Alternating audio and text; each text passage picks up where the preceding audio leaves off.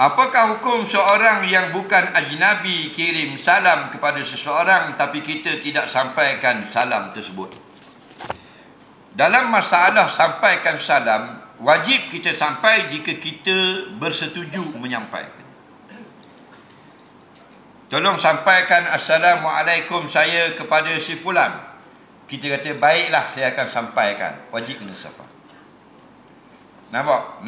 Tapi kalau kita tak kata kita akan sampaikan, ada kata setengah ulama, sunat kita sampaikan. Okey? Adapun pada masalah bukan ajnabi, tak ada masalah. Kerana yang masalah ialah pada ketika berduaan. Laki-laki bukan ajnabi, perempuan bukan ajnabi, maka ada pandangan fuqaha mengatakan tak perlu beri salam kerana boleh memberi fitnah. Itu saja. Okey. Dalam mengirim salam tak dengar pun suara. Jadi hukum sampaikannya balik pada hukum yang asal, iaitu jika kita yang menerima bersetuju untuk sampaikan, wajib sampaikan.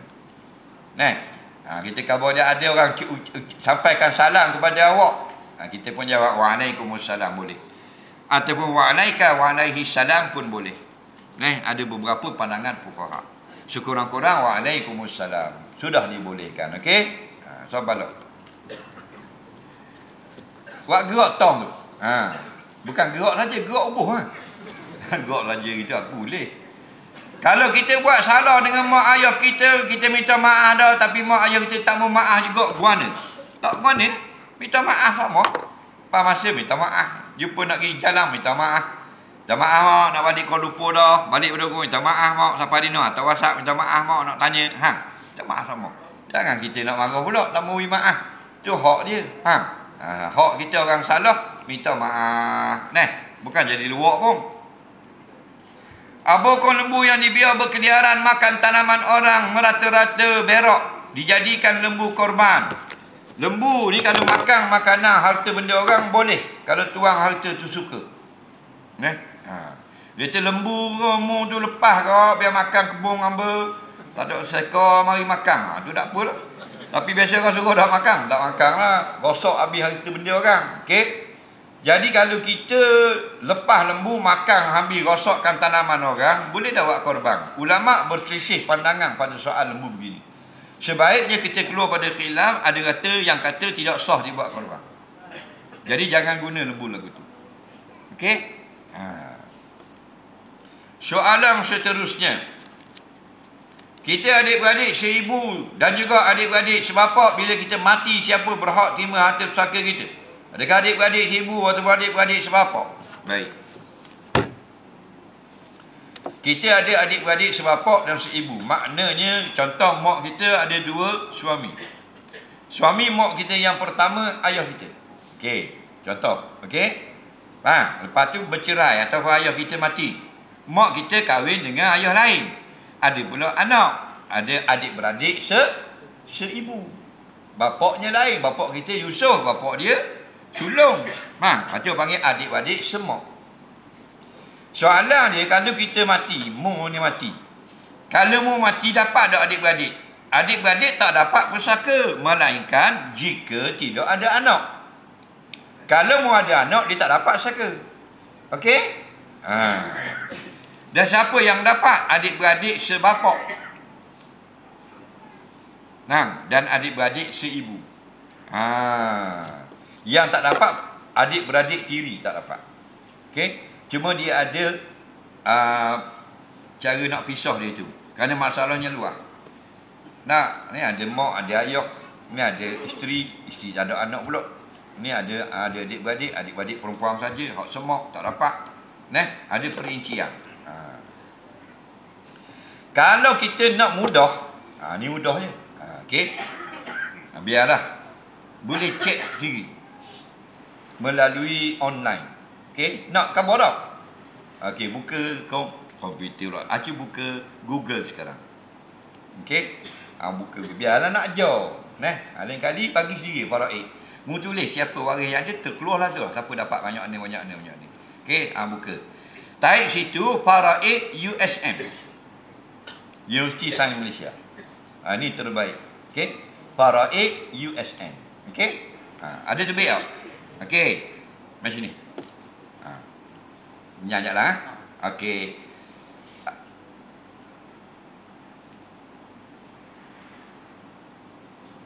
Mana ada?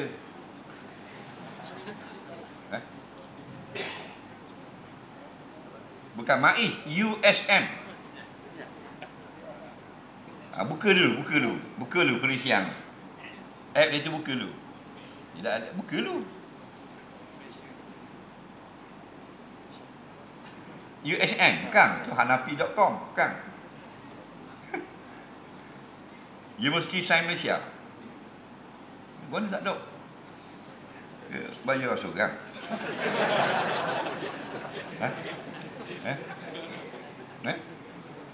Tak tahu? USM Paraid. Okey, dia akan keluar tempat kira tu, dia akan tulis itu pengiraan harta. Okey, awak klik kat pengiraan harta, dia akan keluar borang. Nama si mati awak tulis Yusof.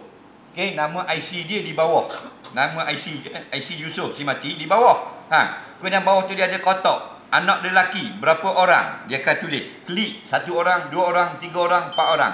Anak perempuan berapa orang? Isteri berapa orang? Mak hidup atau mati? Faham? Tu.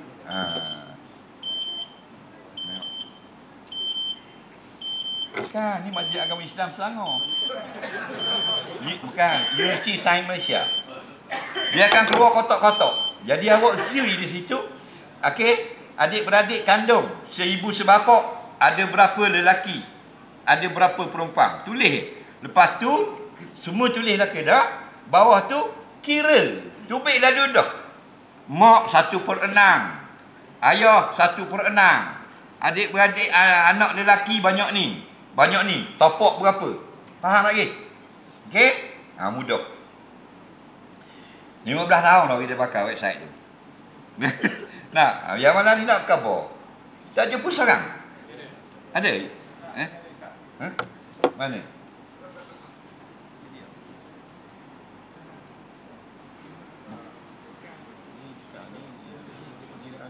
Bukan. Ada.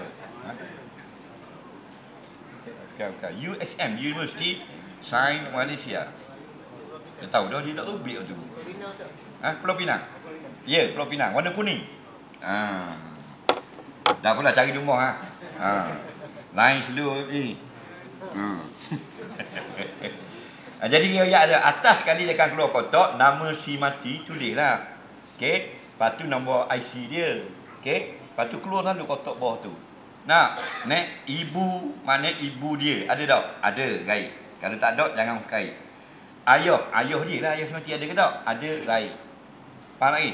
Anak lelaki. Nampak? Ada berapa? 6, 5, 4, 3, 2, 1. Anak perempuan. Okey? Adik-beradik. Kakak, adik perempuan. Kamu isi ya. Lepas tu kira. Itu baik selalu dah. Kalau you topak, orang ni dapat 8/45. Contoh, dia bagi dah. Ni 2/36. Dia bagi. Faham lagi?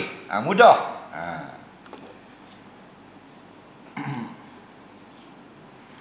Seorang laki-laki kahwin dengan perempuan. Memang tak kahwin laki-laki. Tapi tidak pernah bersama dan berpisah dan bercerai. Adakah dipanggil ikatan mertua dan menantu walaupun mereka tak pernah bersetubuh suami isteri? Okey. Dia kata mereka berkahwin tapi tak pernah jima'. Adakah dikira mak mertua? Okey. Dalam Quran kata kalau kita kahwin dengan anak, tak jima' pun automatik mak sudah jadi mertua.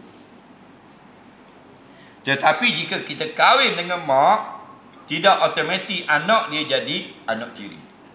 Kena jima' dulu mak isteri kita. Kita kahwin dengan janda, ada anak puan. Faham? Bila kita kahwin, dah automatik anak perempuan ni jadi anak tiri. Kita kena jima' dulu isteri kita tu, baru anak tiri tu jadi anak tiri kita. Faham lagi? Tapi kalau kita kahwin dengan anak, macam biasa ni kita kahwin ni dengan bini kita walaupun tak jima' lagi, lepas akad nikah, mak mertua dah. Jadi terjawab soalan. Jima' tak jima', mertua mu dah.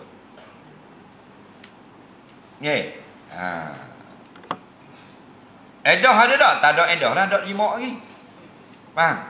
Dah boleh rajak? Tak boleh rajak. Nak rajak kena jima tu. Baru akad nikah jadi isteri, duduk atas pelami bergocoh. Berebu nak potong kek, bergomohnya, perbalik habis pelami-pelami. Lepas tu aku cerai mu. Jadi dia bagi talak bain sugra.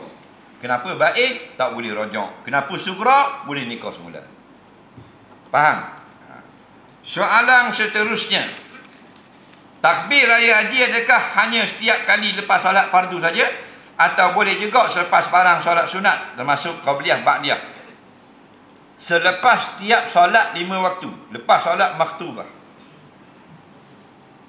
Kalau hari Jumaat, gantinya Zuhur itu Jumaat. Jadi solat sunat tak. Kalau nak ikut pandangan yang jumhur ulama lah, lepas solat maktubah. Assalamualaikum warahmatullahi. Assalamualaikum warahmatullahi. Allahu akbar, Allahu akbar, Allahu akbar. Okey. Solat terakhir ialah solat asar 13 Zulhijjah. Bila masuk maghrib, tak ada lah macam hari ni kan. Tadi terakhir mayang asar. Mana lepas asar tadi ada lagi. Sini takbir tak lepas asar tadi? Ada lagi ya?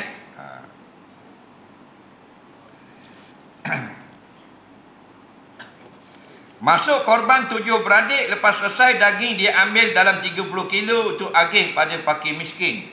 Dan selebihnya masak buat kenduri di rumah mak ayah. Adakah sah korban kalau begini? 7 beradik masuk seekor lembu. Okey.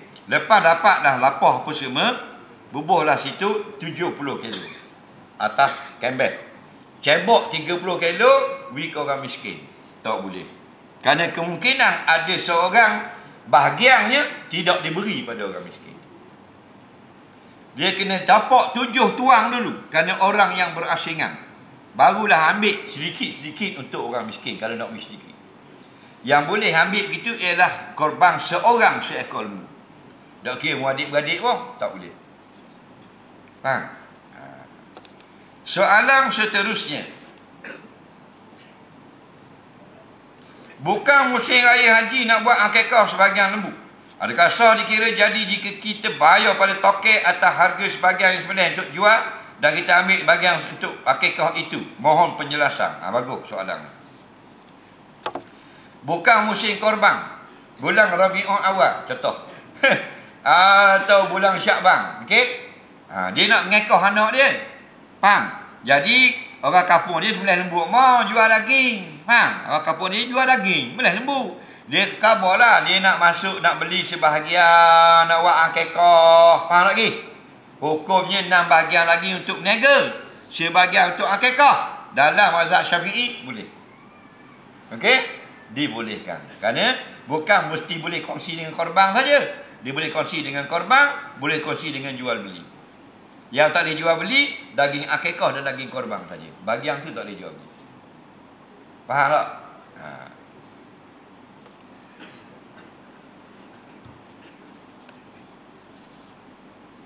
Pak saudara bagi tanah pusaka ke anak dia dan anak dia ambil tanah itu tidak ikut bagi peti arwah Tok Toki bagi ke anak dia dulu. Apakah hukum dia, Ustaz? Bagi tanah pusaka ke anak dia dan anak dia ambil tanah itu tak ikut pembagian. Tak faham kau kita ni. Tuang tanah beri tanah kepada anak. Anak tak bagi ikut pembahagian. Dah mana pula? Tanah tu beri ke siapa sebenarnya? Beri ke anak untuk apa? Sebagai hadiah kepada anak. Dah kalau sahabat boleh ke anak, jadi hak dia dah. Tak suruh bagi. Kalau suruh bagi baru betul.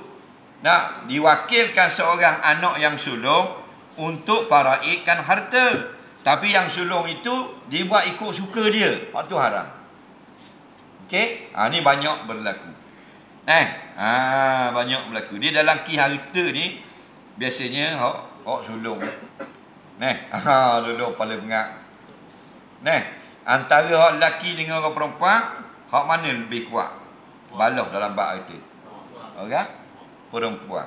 Kita tanya di faham, puang juga. Minta maaf lah kau puang. Dia tak boleh bab harta ni. Tak. Kita nak juga tapi dia lebih lagi. Hak paling riuh kali hak puang. Siapa ke hak tak ada kena-mena bising kau. Contoh natu. Natu dapat harta. Oh, dia bising kali. Mana makan nak bagi kan mana? Faham? Padahal natu. Betul tak? Ada tak gitu? Ada. Ambil tak lembu lepas tak muka. Nampak? Tak? Nampak mana? Jangan main. Kalau dapat harta, tak ada orang jadi tua. Semua jadi muda mula. Tapi kalau dapat agama, habis jadi tua.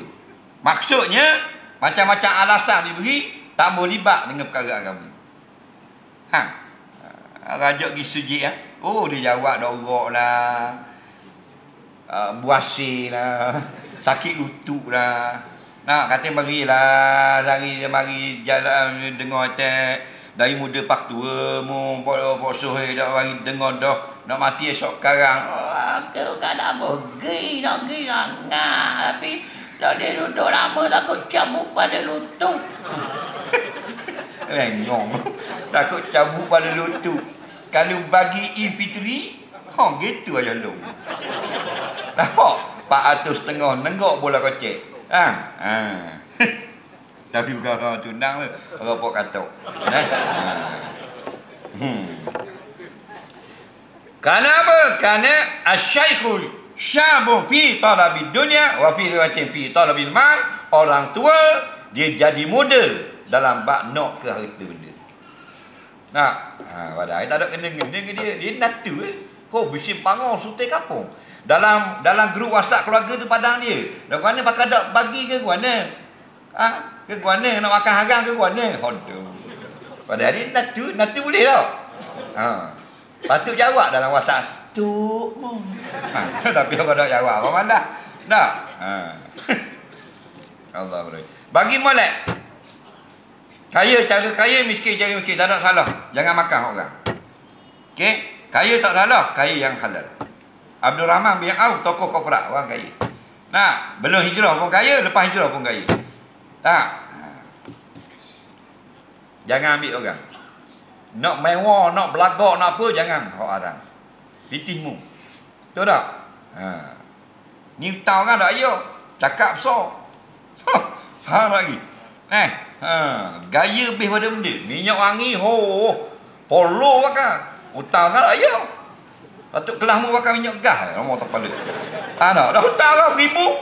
Polo korok apa? 300-400 batok. Jadi ke haram. Betul tak? Ayam hutang kan tu. Bau sekepok. Hutang kan ada ayam.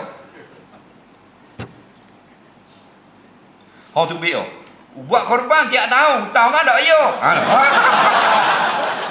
Betul tak? Betul tak? Betul tak? Ke tak betul? Tubik dah duduk. Ingat komang aku. Okey, korban ni sunat ke wajib? Sunat. Bayar hutang? Sebab tu Nabi bila disebut mati dia akan pergi lalu hingga nak semayang jenazah. Nak semayang jenazah. Nabi. Ada bila siapa kat jenazah antara Nabi tanya dia ada hutang. Jadi sahabat cerita bila kata tak ada hutang, Nabi pun semayang. Allahu akbar. Tapi kalau jenazah ada hutang, Nabi tak semayang. Faham tak lagi? Orang lain semayang, Nabi tak larang. Nampak? Nabi tak semayang. Nabi tak suka semayang orang mayat yang jenazah berhutang. Tak pakai. Kontraktor apa semua tu duduk pergi Mekah.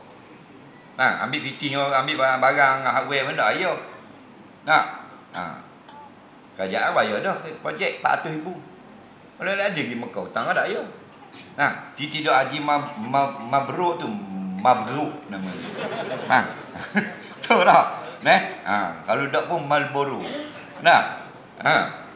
Pasal apa? Masuk korban sunat, bayar hutang orang wajib. Nampak? Hak wajib muqaddam, didulukan.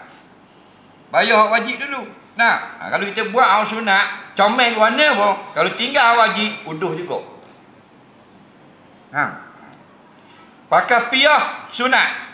Lilit serban sunat. Bubur lidak atas kepala bau sunat. Sipang janggut sunat. Pakai celok sunat. Sugi sunat. Kita buat dah ke? Tapi kita tinggal wajib, takkan luar. Jalan kau batu nang sampai Ulu Gading. Gombel-gombel geribet dengan latu-latu.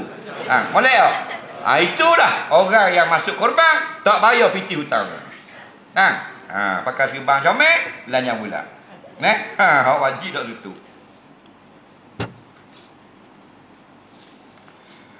Suami saya jual daun ketum. Pulak jauh. Tapi bukan premium. Bukan peminum. Premium lah. Saya fikir jika hanya daun ketum saja mungkin tidak haram sebab diminum, dibuat obat. Tapi suami saya ikut permintaan pelanggan. Dia orang sekali dengan pakej ubat batuk juga. Jadi saya tahulah hukumnya batuk dan ketum itu hasilnya bagi anak-anak kami makan, minum. Isteri tak boleh terima. Kerana bila jelas haram tak boleh. Ketum ini kalau kita buat obat boleh. Bahkan yang najis pun boleh. Faham? Yang najis boleh. Kerana apa? Kerana bila tidak ada ubat yang suci, ulama membolehkan ubat yang najis. Termasuk alkohol. Contoh yang alkohol biasa yang kita gunakan sebagai ubat batuk. Kerana apa? Darurah. Darurah tubihul mahzurah. Darurah tak ada pilihan, terpaksa makan ubat batuk kerana batuk, maka dia tubih. Dia abah, dia mengharuskan asalnya yang tidak boleh. Tapi ad-darurah tu qadaru bi qadariha, dengan qadarnya, bukan minum untuk mabuk, untuk hilangkan batuk. Adapun ketum ini minum untuk apa? Kalau untuk berobat, sakit perut, orang kata mau minum daun ketum, gebuh, hilang sakit perut, harus. Tapi kalau nak dapatkan muskil, mendapatkan khayal, untuk dapat penutupan akal, sting, hukumnya sama dengan minum arak. Kerana kullu muskirin khamrun wa kullu khamrin haram. Setiap benda air yang kita minum jadi khayal, jadi mabuk, sama dengan minum arak. Maka bila kita jual, sama macam jual benda yang haram.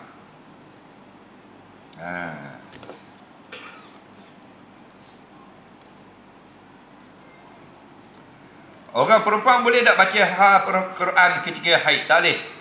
La yaqra'u syai'an minal Qur'ani haidun wala junubun. Riwayat hadis, tidaklah membaca akan suatu dari Quran perempuan yang haid dan orang yang janabah. Tetapi kalau dijadikan sebagai zikir, dijadikan sebagai doa, boleh. Contoh perempuan yang haid nak pergi Kuala Lumpur, dia pun baca doa subhanallazi sakhkhara lana hadza. Itu daripada Quran. Hukumnya boleh niat zikir atau niat doa.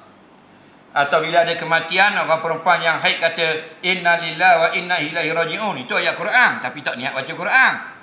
Kerana nak sebut zikir, ingat kepada kematian dan musibah, hukumnya harus. Okey? Orang puan ni dia haid, tapi dia baca 3 kulhu, al-falaq, an-nas. Niat apa? Niat sebagai isti'azah, pelindung diri daripada sihir. Kalau Nabi ajar. Lepas tu dia tiup di tangan, sapu di muka, hukumnya harus. Nampak? Jangan kosak baca Quran. Okey? Soalan seterusnya. Anak perempuan wajib salat umur berapa? Wajib salat umur tidak ada umur. Umur baligh. Rufi'al qalam, Nabi kata ang salasik, 3 golongan tidak ditulis lagi wajib dan haram. Yang pertama, anis sabiyyi hatta yablugha. Dari kanak-kanak tidak ada wajib sembahyang sampai yablugha, sampai balik.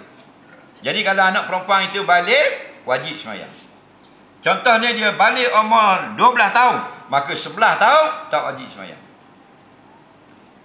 11 tahun 11 bulan tak sampai lagi 12 tahun tak wajib. Dia balik bila? Umur 12 baru wajib sembahyang. Cuma dalam hadis kata bila anak kita lelaki atau perempuan sampai umur 7, kita ibu bapa wajib suruh sembahyang.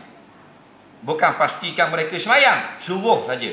Supaya perintah sembahyang itu sentiasa loading dalam hati dia, ada sokmo. Jadi bila dia dah besar, dia dah balik, mudah sembahyang itu bagi dia, tak lagi keberatan. Faham? Betul Nabi kata, muru auladakum bisalah wa hum abna'us sab'in. Daklah kamu suruh anakmu salat bila mereka genap 7 tahun. Dalam hadis ini tak kata anak laki-laki perempuan, maka ulama kata laki-laki dan perempuan. Kerana dia sama, dia tidak ada beza. Apakah hukum memindahkan daging korban? Hukum pindahkan daging korban, tengok, kalau pindah negeri, pindah mungkin itu haram. Itu pendapat mutamak dalam mazhab. Okey? Contoh kita orang Batu Nang masuk korban duduk sini. Tapi nak balik raya rumah keluarga di Pahang. Okey? Kerana keluarga duduk di Temeloh. Kerja di Terengganu, duduk Batu Nang. Masuk korban Batu Nang. Maknanya nak bawa balik daging semua bawa balik ke Temeloh haram. Berdosa. Kita korban nak dapat pahala, dapat dosa. Jadi bagaimana tak mau jadi haram? Sekurang-kurangnya sedikit, seperti sekilo atau setengah kilo yang boleh dimakan sekurang-kurang oleh seorang, diberi dalam keadaan mentah kepada orang miskin di tempat lembu itu disembelih. Faham lagi? Jadi we orang di Batu Nang ni seorang sekurang-kurang, hak selebihnya sudah boleh buat balik pindah negeri. Mau nak pergi planet Mars pun boleh tau. Yang kata haram tadi, kesemua daging dipindahkan buat balik keluar daripada negeri tempat kita sembelih. Haram.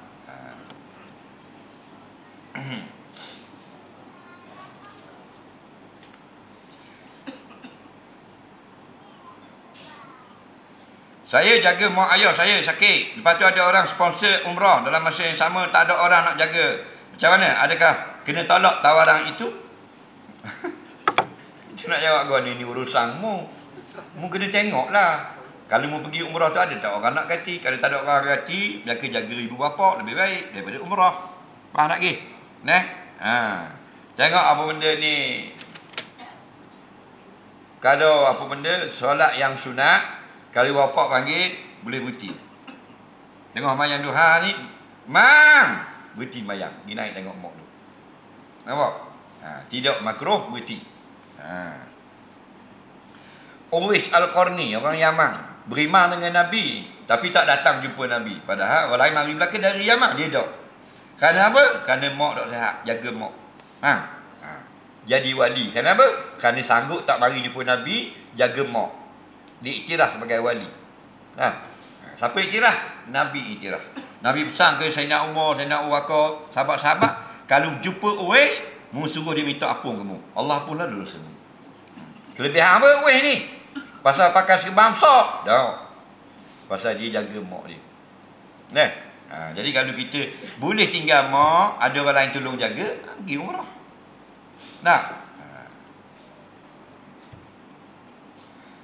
Adakah cukur rambut bayi hanya sekali sudah memadai, mohon pencerahan, atau lebih dari sekali?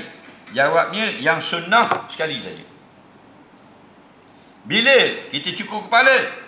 Pada hari ke-7. Dari lain boleh, hari pertama boleh, hari ke-6 boleh, hari ke-8 boleh, hari ke-12 boleh. Tapi afdal menurut pandangan fuqaha hari ke-7.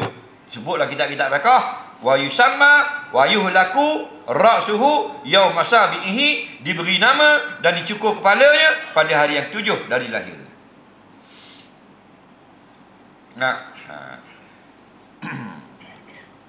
Cukur laki-laki ke perempuan? Laki-laki dan perempuan. Kita lain ni tak cukur dah kepala. Apa? Bini tak pergi cukur. Kita memang nak cukur, start khabar memang nak cukur. Tengok dah start khabar 2-3 orang. Bini tak mau cukur. Apa? Bini saya selalu cukur kan, sayang rambut. Awal-awal pegang gitu. Dah berapa kalau rambut pegang, cukur kat kita biru ke mana? Dah kalau pegang, mu cukur, pegang juga tengok. Sayang rambut keriting molek dah. Dah apa kalau keriting cukur dia cubit beru jambang ke mana? Cubit keriting kau, kan disuruh cukur, Nabi suruh supaya jadi bersih. Faham tak lagi? Laki-laki perempuan. Dan cukur tu kata Imam Nawawi, wa yuhlaku ra'suhu jami'uhu. Dicukur kepalanya semua sampai botak licin. Ada setengah kita cukur jambul je. Atas ni ketek-ketek. Tak lagi. Ketek-ketek bola dalam makuk. Nanti dapat dapur buang. Dalam syariat, rambut tu ambil, buat pergi ke damah, timbang rambut kan, timbang 2 gram. Tengok harga emas sekarang berapa 1 gram? 1 gram 250, 2 gram kita RM500. Sunat sedekah RM500. Itu cara dia. Kalau ada masuk gaji, kalau gaji tak masuk lagi baru raya-raya ni, kata ulama ambil harga perak. Dah kita ada dakwah gitu. Ada. Kadang kata nak ikut sunnah. Habis juga mu ni.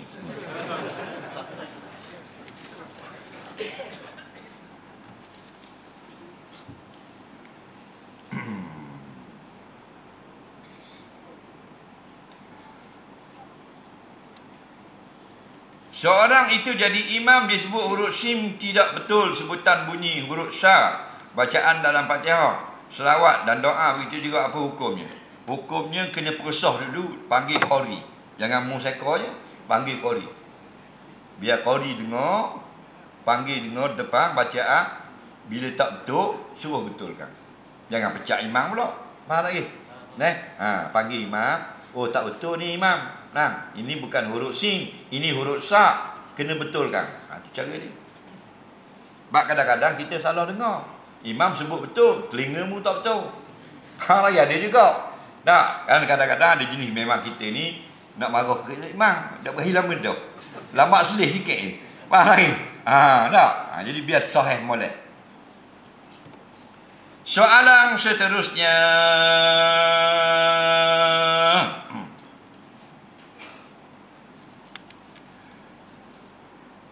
Adakah sah puasa orang yang cuci buah pinggang? Sah. Kerana tidak masuk dalam perut dia. Dia masuk daripada lengan, pergi ke buah pinggang, buat keluar balik sebelah untuk dibersihkan. Yang tak sah ialah masuk dalam perut. Masuk roti canai, keluar roti payang. Masuk roti canai, keluar roti payang. Itu ada kesang balik ke perut. Maka itu dikira makan dan minum. Okey. Soalan seterusnya. Fashion rambut sekarang, muda-mudi, apakah hukumnya? Tengok keadaan. Macam mana dengan ibadah? Tengok keadaan. Lagu mana fashion ni? Kalau dye dengan dye yang tidak, yang menjadikan tidak kena air kepada batang rambut ketika mandi junub, tidak sah. Kita nak tahu gini je, lepas pada kita bilas dye tu, kita tarik batang rambut dengan jari gini. Ni, ambil rambut, lepas dye, buh tangan gini, tarik gini. Dye yang halal dilicin rambut.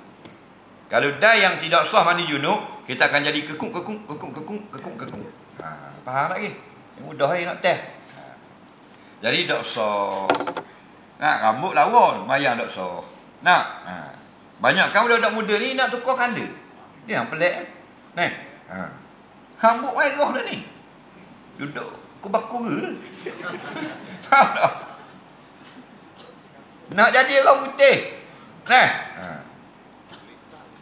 Saya jumpa seorang perempuan bagus dia. Dia puluh-puluh tahun duduk di Texas. Bang, saya jumpa dia di Kuala Lumpur.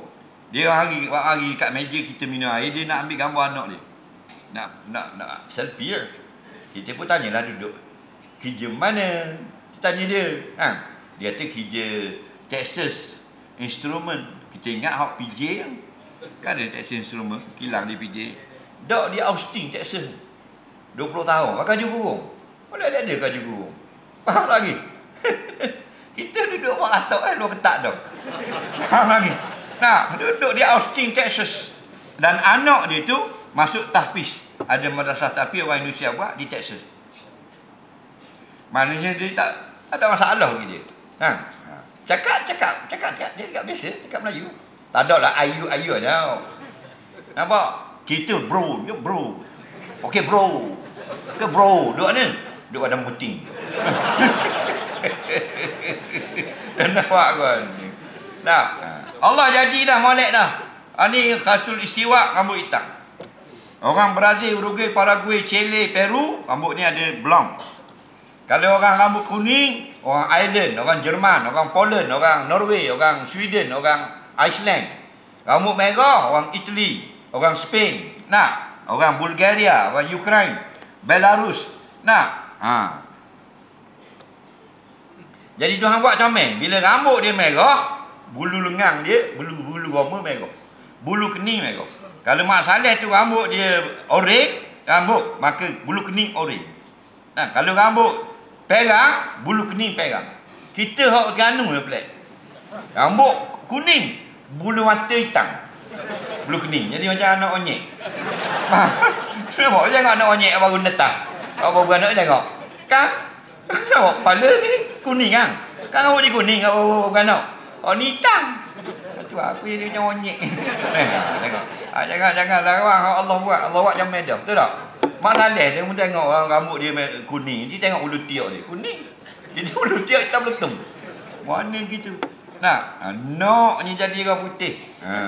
Akhirnya takut semayang tak ni lah, semayang tak sah. Nah,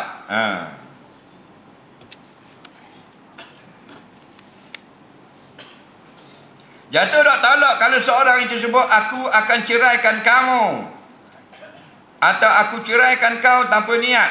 Tak didengar oleh isteri.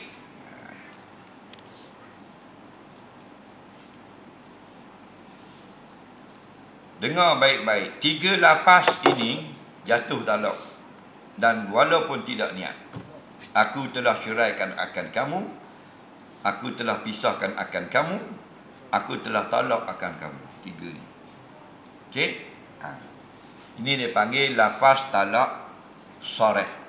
Sarih tu maknanya jelas. Bila jelas, sarih, tidak syarat niat. Yang kata kena niat itu ialah lafaz talak kinayah. Lafaz talak yang tidak jelas. Lafaz yang banyak makna. Seperti kau pergi balik ke rumah ibumu. Itu ada banyak makna. Boleh jadi makna cerai. Boleh jadi makna suruh balik saja dulu. Hak tu kena niat aku cerai dalam hati. Nah, aku nak duduk sendiri pula. Itu panggil lafaz talak kinayah. Bila jatuh, aku nak duduk sendiri pula. Dalam hati, aku niat cerai. Baru jatuh. Aku orang bujang. Okey? Itu lafaz talak kinayah. Kalau dalam hati niat cerai, jatuh.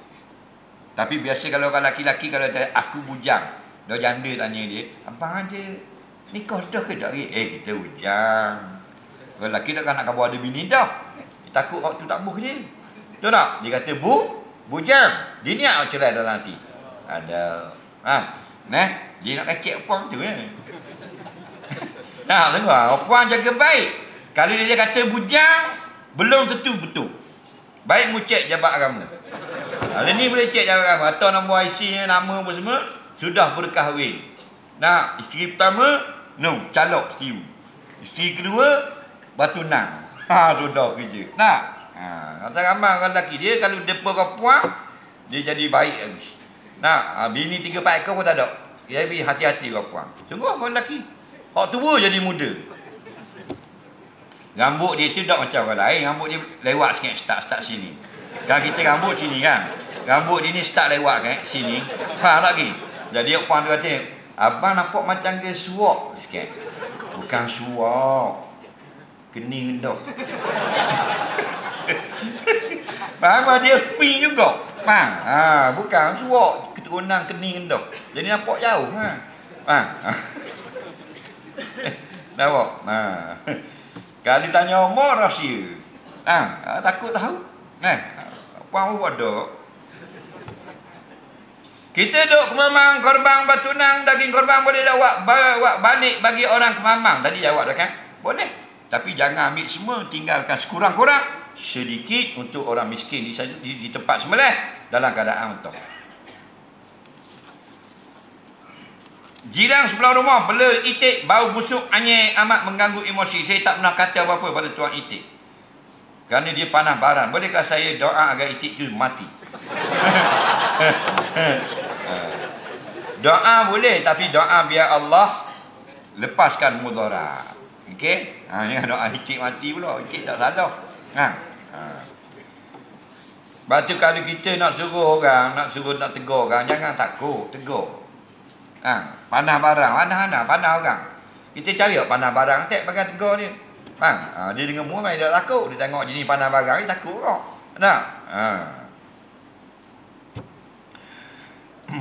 Apakah hukum kita sedekah daging yang sudah dimasak dalam bahagian korban kita? Tidak sah. Orang ramai tak sah apa ni? Dia daging korban, dia buat masak semua. Buat masak semua.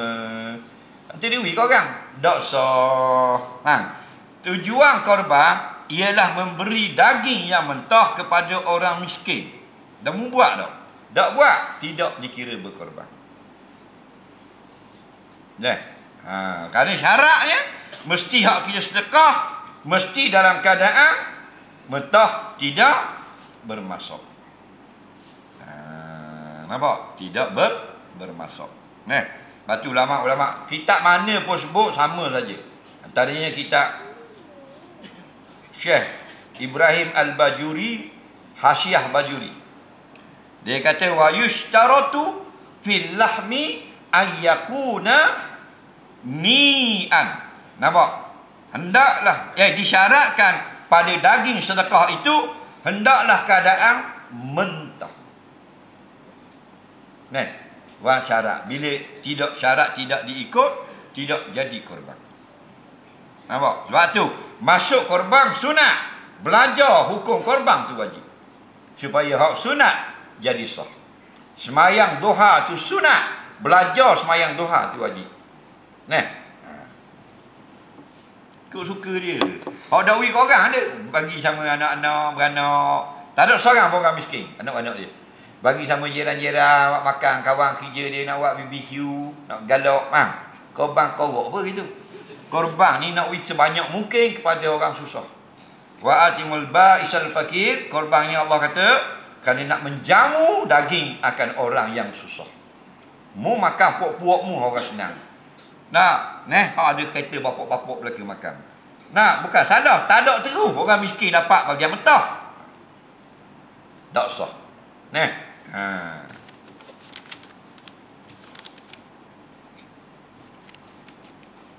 Hukum tak nak kahwin sebab ada rekod jenayah. Adakah saya boleh kembali semula berkeluarga dan masyarakat? Dia tak mau kahwin. Wandamu. Kahwin ni apa hukum dia? Kahwin ini hukum dia 5 hukum. Ada kala sunat, ada kala wajib, ada kala harus, ada kala makruh, ada kala haram kahwin. Tengok mana-mana kitab-kitab besar dalam bab nikah, tu hukum dia. Contoh, sunat nikah. Apabila seorang laki-laki itu ada kemampuan untuk memberi nafkah dan ada keinginan untuk berkahwin. Dua perkara. Dia ada duit boleh beri nafkah dan dia ada keinginan nak kahwin. Sunat kahwin ketika itu. Bilakah harus tidak ada keinginan untuk kahwin, ada duit untuk beri nafkah, harus kahwin. Tidak ada duit nak beri nafkah, ada keinginan untuk kahwin, makruh kahwin, tidak haram. Bila haram kahwin, kalau dia kahwin, dia yakin dia akan aniaya perempuan yang jadi isteri dia. Haram berkahwin. Bila wajib berkahwin, itik pun nampak macam anak dara, kejar kami orang. Faham lagi? Wajib berkahwin.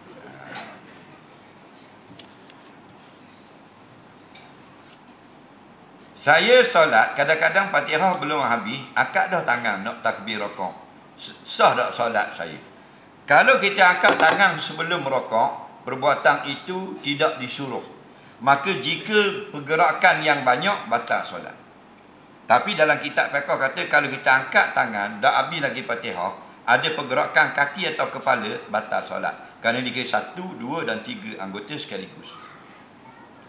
Ramai orang gitu, tak dang ni. Waladdallin. Allahu Akbar. Dalam turun tu nun masa tengah nak rokok dah baru dapat lin. Padahal wajib baca 156 huruf dari huruf ba bismillah sampai waladdallin nun ketika qiyam.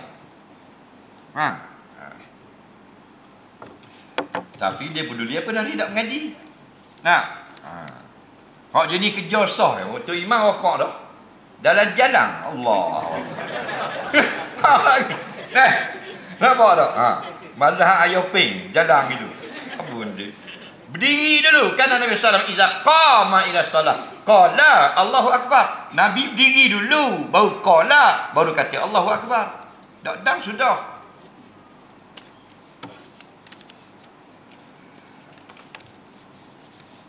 Apakah rahsia ustaz sihat? Sihat pun dia demam 3 hari dah. Demam 3 hari dah. Tak sihat. Kangang ni, bekas benda ni, bos skru tu, 14 batang cabut se. Ni bunyi kelek jadi bekok tangan. Ni seorang. Merebuk kat skru ni. Ni kat ni. Khabar benda. Ketung sekiru. Kedeng sekiru. Nak cabut sayang kau BMW sekiru. 90 ya sebatang. Dok dah ha. Buat lolok balik lagi menyandar gitu rumah. Nak. Kunci itu tak boleh bini masuk kena belabel. Saya duduk asrama, adalah jawatan, ada barang hilang jadi saya pegang lah. Saya umum, ada barang hilang. Tapi ada orang mari jumpa saya, barang tu siapa lending, saya pegang. Jadi gua ni, iklankan. Kiyah dengan luktah, arifu haula, umumkan setahun. Sekarang mudah. Dulu payah, nak umum. Ni media sosial. Betul tak? Mudah-mudahan dia akan berhubung dengan kita. Jika lebih pada setahun dah, tidak ada apa benda ni orang berhubung untuk minta balik, maka baru lepas tahun kita boleh sedekahkan. Okey? Guna lampu kipas masjid atas tujuan iktikaf, bukan baca Quran zikir. Hukumnya harus, kerana iktikaf itu dalam masjid. Sebab ada orang kata kalau kita nak iktikaf saja, dah boleh buka lampu, dah boleh buka kipas. Boleh. Yang tak boleh, kita nak rumah panas. Kita nak buat kira niaga kita. Nak kira hutang-hutang orang. Panas. Kita masuk dalam masjid, buka akaun, buat kira projek kita. Haram. Mana lagi? Sayyidina Umar duduk dalam masjid. Datang anak dia, Abdullah bin Umar, nak bercakap dengan dia. Pakai pelita kerajaan. Sayyidina Umar tanya dia, nak cakap hal negara ke, hal keluarga? Abdullah kata, hal keluarga. Dia pun tiup. Kalau hal keluarga tak boleh pakai minyak. Minyak kerajaan. Faham? Kita, Tok Imam adik terus kapek nikah anak rumah. Faham lagi? Tok siok basuh hari dek surat. Air surat. Bang, tu hati-hatilah. Soalan lisan. Dah, habis dah soalan. Ya. Waalaikumsalam. Contoh kalau kita duduk ladang, lepas tu kita pergi besuk. Memang boleh lah jawab rasa tu. Lepas tu kita turun balik, kita pergi marang pula. Kena kira marang. Kalau kita pergi marang, lalu dok ke ladang. Dok lalu. Dok lalu kok mukim, dah habis lagi musafir. Dia kira mukim. Dia kira mukim, okey? Awak tak kapung pun boleh. Awak siapa di baju yang burung, cium tak naik atas. Flyover turun dok turun, tu adi. Okey, tak lalu ke ladang, pergi marang masih boleh. Okey. Ya. Ustaz cerita pasal Ahlul Bait, keturunan Rasul. Pendek-pendek lah. Keturunan Rasulullah ni daripada Ali dan Fatimah.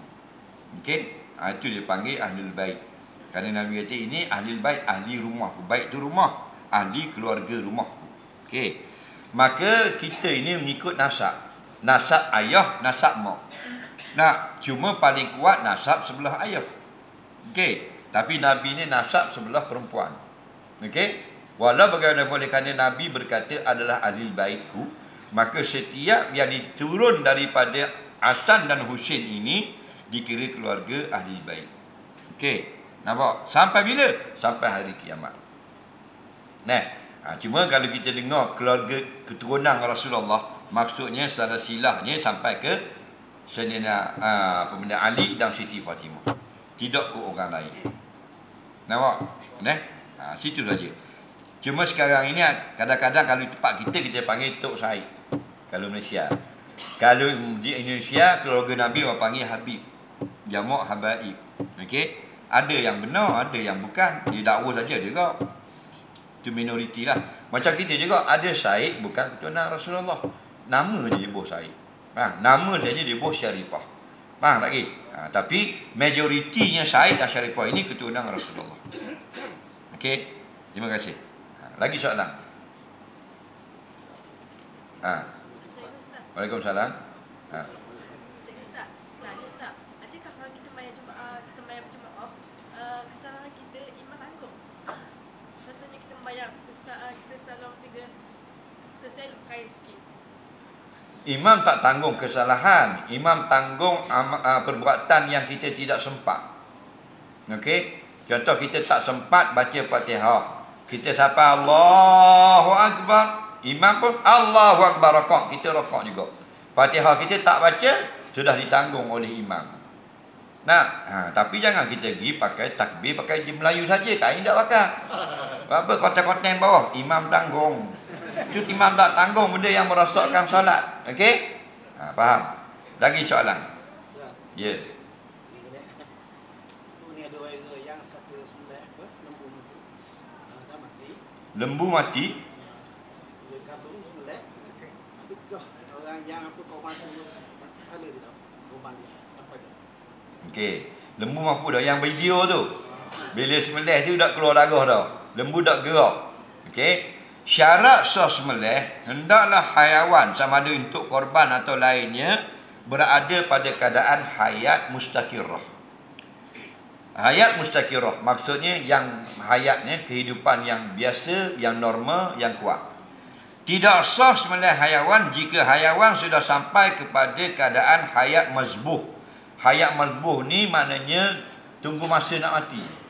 Hidup lagi, tunggu masa nak mati. Bukan mampu dah. Hak tu mampu dah ha. Faham lagi?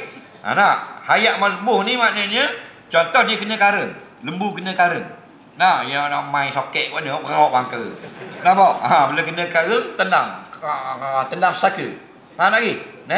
Bila sembelih tidak jadi boleh makan. Hukumnya bangkai. Bila tu masih hidup tapi hayat mazbuh. Mazbuh ni bahasa Arab lah. Bahasa kita kok tendang saka. Apa makna tendang saka? Bukan nak bagi saka. Maknanya nyawa ikan.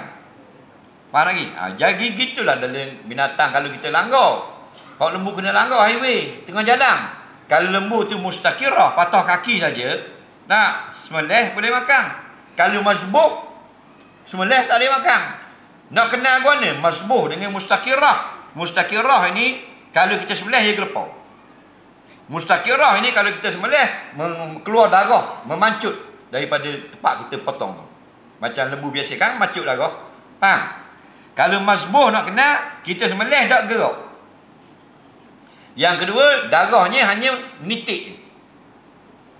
Faham tak? Jadi kalau dalam video tu, lembu tu tidak boleh makan. Jadi orang yang masuk korban, boleh tak pahala korban? Boleh pahala niat korban. Korban tak berlaku, tak dapat pahala. Macam orang nak pergi kuliah malam ni.